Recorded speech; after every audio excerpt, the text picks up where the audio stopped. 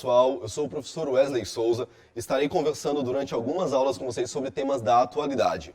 Nesta aula a gente vai conversar sobre um tema que é a mundialização da economia. É uma expressão que parece bastante complicada e difícil, mas na verdade é muito simples e tem implicações na vida de todos nós. Desde o celular que a gente usa, ao tênis, à televisão, ou o computador ou celular em que você está assistindo essa aula.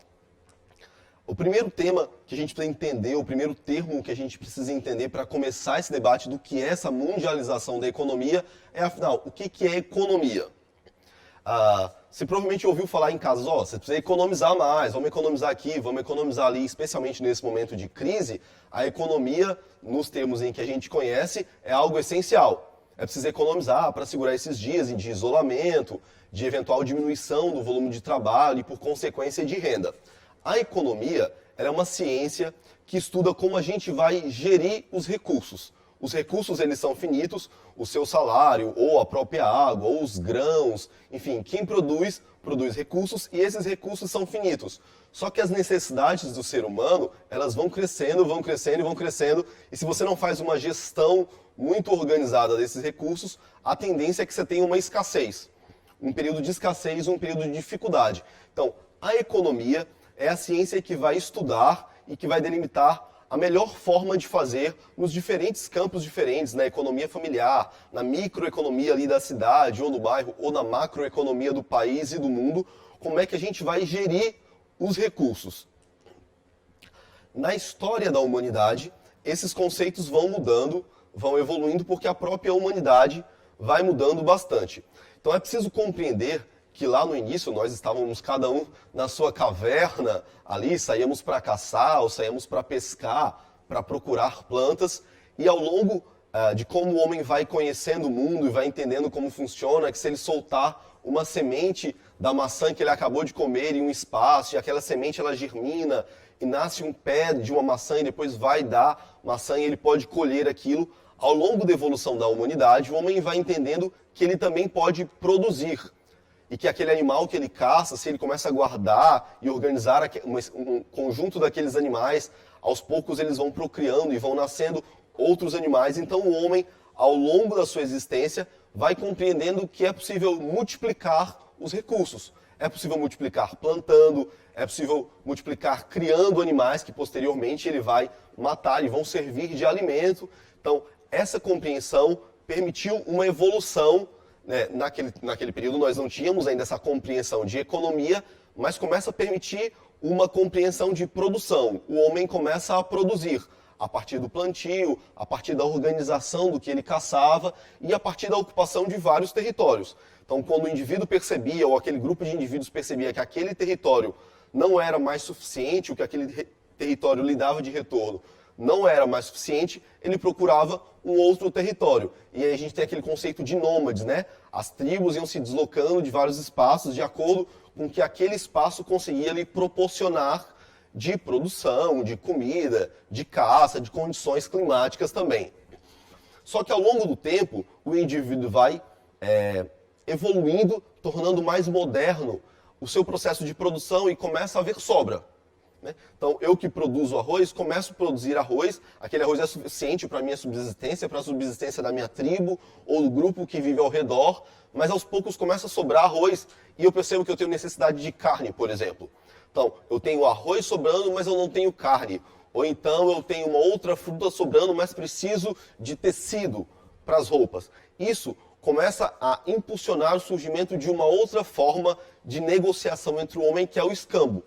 Então, o indivíduo que tinha uma produção em excedente, ele vai negociar com outro indivíduo que tinha uma outra produção que ele também necessitava em excedente. Então, peraí, eu tenho alguns grãos a mais e você tem um pouco de carne a mais, a sua criação de carne é maior que a minha. A gente começa a efetuar uma negociação, a gente começa a efetuar uma troca.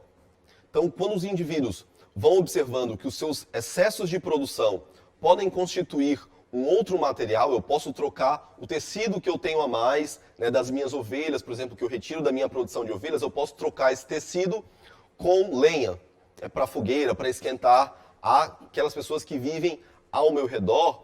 Começa a se constituir uma troca e depois é preciso encontrar unidades de medida para tornar essa troca mais inteligente. É aí que o homem começa a desenvolver a concepção de moeda. Elas começam de maneira muito rústica, né, muito o que a gente pode chamar de primitiva, mas elas são o primeiro desenho do que a gente tem hoje como moedas mesmo, o real, o dólar, o euro. Então, tu tens nesse momento da história o início da existência de uma moeda. A partir da configuração e de um valor atribuído àquela pecinha de eventual metal, né, seja prata, seja bronze ou qualquer outro metal, a partir da constituição de um valor, eu começo a efetuar trocas. Ah, essa moeda ela vale tantos grãos, ou essa moeda vale tanta lenha, essa moeda vale tanta carne. A partir disso, tu começa a ter mercados. Os mercados começam a se constituir e algumas pessoas começam a constituir riqueza a partir da gerência desses mercados. Então, se eu entendo como funciona o mercado, eu entendo qual que é a demanda daquela minha região, ela é uma região fria, então ela precisa muito de lenha. Se eu consigo ter proficiência na produção de lenha, no plantio e na colheita de lenha, eu começo a ganhar dinheiro, como a gente fala hoje, mas eu começo a ter, a partir do excesso da minha produção, a constituir riqueza. E aí tu tem os burgos na Idade Média, em que eram espaços de trocas. E o termo burguês vai sair dessa existência, da existência dos burgos, onde trocas eram efetuadas e indivíduos começaram a construir riqueza a partir da atividade comercial. Esse processo vai se desenvolvendo ao longo dos séculos, né? Você vai tendo a evolução disso, a evolução do conceito de moeda, o próprio surgimento do conceito de economia, como o homem vai gerir isso, os recursos, que vale lembrar, são escassos e as necessidades que cada vez mais vão aumentando na humanidade, né? A própria humanidade vai crescendo e a diversidade de necessidades. Hoje as necessidades que um indivíduo como eu e você temos são muito maiores nos diversos âmbitos possíveis de que um indivíduo na Idade Média. Então, a necessidade do vestir, ou mesmo de consumir conteúdo, consumir informação, educação, saúde, todas essas necessidades hoje estão em um nível muito diferente de séculos atrás. E é muito provável que nos séculos seguintes, as necessidades que cada indivíduo terá são muito maiores do que as nossas. Só que isso precisa ser contrabalanceado com a existência de recursos que são, vale repetir, escassos, limitados. Essa é a ciência que a economia vai estudar. Essa é a ciência da economia. Na verdade, a economia vai estudar como fazer a gerência desses recursos para atender às necessidades do ser humano, mas não chegarmos numa escassez que pode implicar em mortes ou em precariedade da existência humana. Nós temos esse período de enriquecimento e de expansionismo capitalista depois da Segunda Guerra Mundial, ali no início e no meio do século XX. Nós temos duas guerras mundiais e você vai reparar que ao longo da história, guerras são períodos drásticos, períodos severos para a humanidade, mas eles de alguma forma impulsionam a geração de riqueza pelos indivíduos que sabem capitalizar a guerra. Após a Segunda Guerra Mundial, por exemplo, os Estados Unidos desponta como uma potência mundial, uma potência não só bélica, mas uma potência econômica também. Os países que perdem a guerra, os países que saem derrotados deste processo, precisam ceder a muitas imposições dos países vencedores, imposições muitas dessas econômicas. Muitos dos países que perderam as guerras, eles têm que pagar taxas, moratórias, têm que ceder economicamente aos países que saíram vencedores. E eles se tornam também dependentes da oferta de produtos dos países que saíram vencedores. Então, após a Segunda Guerra Mundial, tu tens um processo de expansão drástico e muito acelerado do enriquecimento e dessa expansão capitalista ao longo do mundo, muito capitaneado pelos Estados Unidos, que sai vencedor nesta guerra. Um outro momento severo e bastante importante para compreender essa mundialização da economia, como a economia chegou em níveis em que você se comunica daqui com Nova York, com Londres e faz negociações, é o fim da Guerra Fria e essa integração das economias. O desenvolvimento das telecomunicações, ele contribui em muito para essa conexão. Vale lembrar, hoje, Londres, Nova York e Tóquio comandam ali por meio das suas bolsas de valores aproximadamente 80% das transações comerciais do mundo. Você imagina, essas três cidades que são algumas das principais cidades do globo terrestre, do mundo como nós conhecemos, eles administram por meio das transações 80% dos recursos financeiros do planeta inteiro. Então, com o fim da Guerra Fria, ali na década de 80, o que tens é uma integração severa de todas as economias do mundo. E essa integração severa cria um fenômeno que é um fenômeno bastante singular na história da humanidade. Antes, você produzia, eventualmente, o que fosse na sua região. Então, se você produzia tênis, por exemplo, aquilo era produzido no seu país ou na região onde você morasse, por conta das limitações óbvias de transporte, de comunicação, de matéria-prima, desenvolvimento tecnológico. Contudo, após esse expansionismo que acontece pós-Guerra Fria, o que acontece é uma mundialização da produção, onde o celular que você utiliza, ele tem o seu desenvolvimento de concepção tecnológica feito num país. Então, em um país estão se pesquisando ali como se utiliza o recurso do GPS, como se utiliza o recurso de imagem, de vídeo, como essa tecnologia é desenvolvida. Então, ela é pensada geralmente em países que estão na ponta do desenvolvimento tecnológico, da pesquisa, da inovação.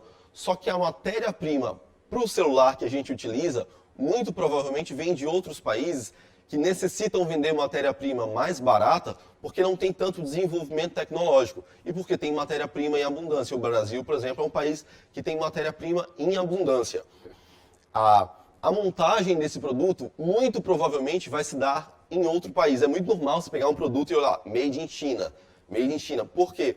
A China ou a Índia são países que têm, por conta do tamanho das suas populações, uma oferta de mão de obra muito grande, gigantesca. Né? Países com bilhões de pessoas.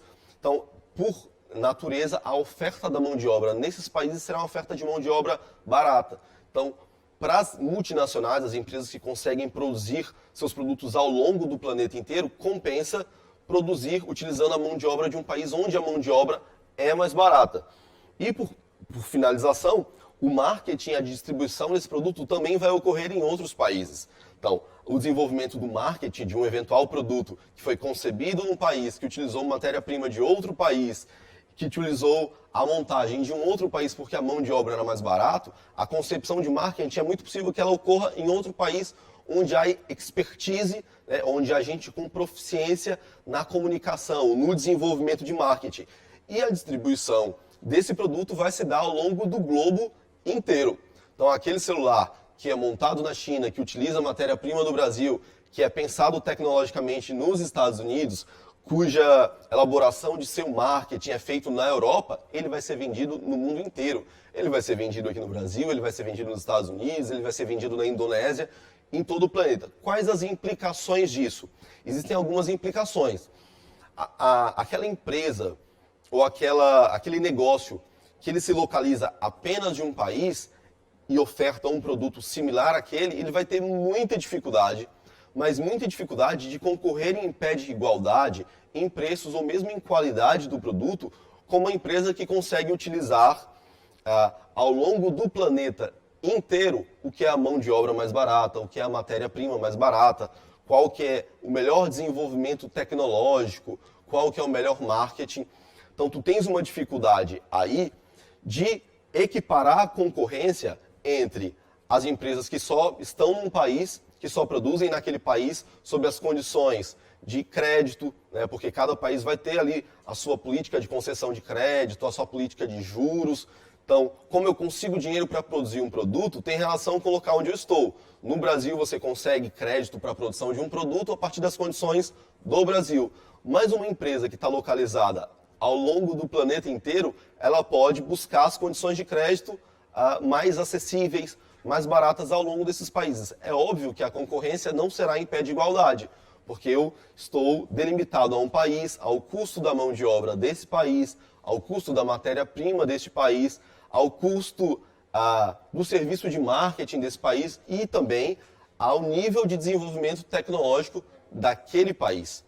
Tá? Então, isso faz com que o meu produto tenha um nível de qualidade e tenha um nível de preço que muito dificilmente conseguirá concorrer com países que têm, com empresas que estão ao longo de vários países utilizando o que eles conseguem de mais barato e de melhor tecnologia ao longo do planeta. Para que essa construção, para que essa organização aconteça ao longo do mundo, é preciso que tu tenha um regramento, né? Afinal, cada país ele é independente e pode sim delimitar como ele quer que as coisas aconteçam no seu território. O que aconteceu é que essa pressão de um mercado mundial vai delimitando um ordenamento jurídico internacional, que não está totalmente escrito ou totalmente num textinho, como um código, né, dos vários códigos de ordenamento jurídico que nós temos ao longo do planeta, mas ele vai se desenhando como uma ideologia. E aí um conceito para entender o que é o ordenamento jurídico internacional é a expressão de doutrinas econômicas, ideologias políticas e concepções filosóficas relativas à economia mundial. Então você vai ter várias teorias econômicas ao longo do mundo e ao longo da história do desenvolvimento da humanidade. Você vai ter ideologias políticas que dizem que devem haver menos ou mais intervenção do Estado sobre a economia ou sobre outros fatores que incidem sobre a produção. E você vai ter concepções filosóficas. Cada indivíduo e cada conjunto de indivíduos vai ver o mundo de uma forma, vai ver a economia de uma forma, a produção e o mercado de uma forma diferente. O conjunto das mais expressivas dessas doutrinas, ideologias e concepções, elas vão ajudar a desenhar esse ordenamento jurídico internacional. E esse ordenamento jurídico ele tem uma tendência. A tendência dele é uma tendência liberal, de livre mercado. Vocês provavelmente já ouviram falar sobre isso por aí. E ela tem uma premissa. A premissa é de que bens e serviços comercializados livremente tendem a ser produtos com melhores condições de qualidade e de custo. O que parece uma obviedade, mas pode esconder alguns artifícios, algumas artimanhas. Se você consegue circular livremente pelos vários países e utilizar o que há de mais barato, o que há de melhor tecnologia, o que há de crédito mais barato ao longo desses países, você consegue produzir com mais qualidade e com menor custo. A questão é, com essa abertura total, você tem que os países perdem um pouco da sua autonomia de como podem gerenciar as suas próprias políticas monetárias, as políticas comerciais dos países. Porque o que tu tens a partir de agora é como se fosse uma eliminação das fronteiras, sabe? As fronteiras começam a ser eliminadas e o que começa a acontecer é que as grandes multinacionais, os grandes donos do capital, começam a determinar como as coisas devem correr ao longo dos países, né? Como a economia dos países devem correr. E esse ordenamento jurídico internacional acaba exercendo muita influência sobre isso ao longo dos países, e especialmente os países em desenvolvimento ou os países subdesenvolvidos, por necessitarem de ajuda internacional, de crédito internacional, né, de serem avalizados por várias instâncias e países ao longo do mundo. Esses países de menor potencial econômico, eles acabam cedendo a essa condição. E aí quais serão elas? A diminuição de tarifas, né? Porque se eu diminuo as tarifas de exportação, de importação, eu, em tese, facilito a circulação de produtos na entrada e na saída desse país, o que facilita aquelas grandes empresas, as empresas multinacionais, a irem lá e pegar a minha matéria-prima para a produção daquele celular, ou irem no outro país e fazer uso da mão de obra que é mais barata naquele país, ou utilizar o serviço de marketing no país, ou tomar crédito em um outro país. Então, o que essa premissa liberal diz é que a gente precisa quebrar ao máximo essas barreiras. Contudo, isso pode esconder algumas falácias. Porque o que acontece? No Brasil, alguns anos atrás, se discutiu se duas grandes cervejarias poderiam se fundir. É porque essa fusão, ela tomaria um percentual muito grande do mercado, mas muito grande. Elas se tornariam uma só empresa. Isso foi uma longa discussão que aconteceu no Brasil. Quando essas duas empresas se fundissem, elas se tornariam uma só empresa. E essa empresa abocanharia, por natureza, uma parcela muito grande do mercado, tornando as outras empresas menores praticamente inviabilizadas de concorrer com ela, dada o tamanho que ela teria. Então, se a gente olha para isso, não, mas as empresas são livres, né? O mercado deve ser livre, não deve ter amarra nenhuma. O que tu tem de condição, num caso como esse em que eu citei, é que os outros indivíduos que gostariam de exercer o seu direito de livre iniciativa provavelmente não conseguiriam, porque uma corporação muito grande tomou praticamente todo o mercado daquele país, daquela região. Isso acontece em muitos casos no mundo, inclusive é uma discussão que acontece ao longo do planeta sobre corporações serem tão grandes que acabam inviabilizando o próprio livre mercado, a própria possibilidade de livre iniciativa dos outros indivíduos. Então, essa concepção não intervencionista do Estado sobre o mercado é essa concepção liberal que tem vigorado ali no ordenamento jurídico internacional. Contudo, por trás disso se escondem possibilidades de excesso e falseamento da liberdade de escolha dos indivíduos. Porque se uma empresa tem um percentual muito grande do mercado e ela tem muito capital para investimento em marketing, para investimento em mídia, o que acontece é que muitos outros podem não conseguir ofertar seus produtos, podem não conseguir produzir e trabalhar usando a premissa do livre mercado e da livre iniciativa. Em face a isso, o que aconteceu é que determinados países começaram a perceber que entre eles haviam similitudes. Em que, nós temos mais ou menos a mesma condição, nós não somos nem muito ricos e nem muito pobres, nós estamos em desenvolvimento, ou nós somos países mais pobres e precisamos nos unir, porque vai ser muito difícil concorrer com aqueles países que são de primeiro mundo, que são desenvolvidos, que dispõem de multinacionais e de capitais. Isso implicou numa regionalização e formação de blocos econômicos. Nesse mapa você vai observar alguns dos blocos econômicos que se formaram no mundo nas últimas décadas, que basicamente eles utilizam dessa premissa de que países com características comuns precisam estar juntos para pleitear seus interesses. E o caso mais próximo da gente é o Mercosul, do qual o Brasil é um dos principais países. Talvez possamos dizer que o Brasil é o principal país pelo seu tamanho, pela pujança da sua economia, que significa mercado comum do Sul e que aglomera vários países aqui da América.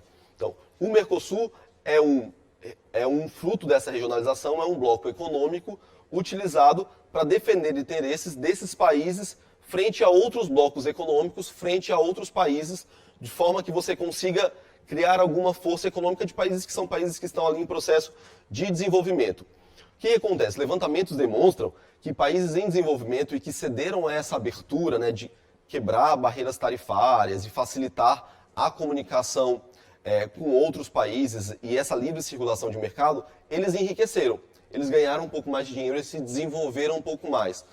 Contudo, isso não significou mudanças significativas na distribuição de renda nesses países, o que constitui um problema, porque você imagina, a função do Estado, a função do enriquecimento do país é prover a todos os seus cidadãos melhores condições de vida.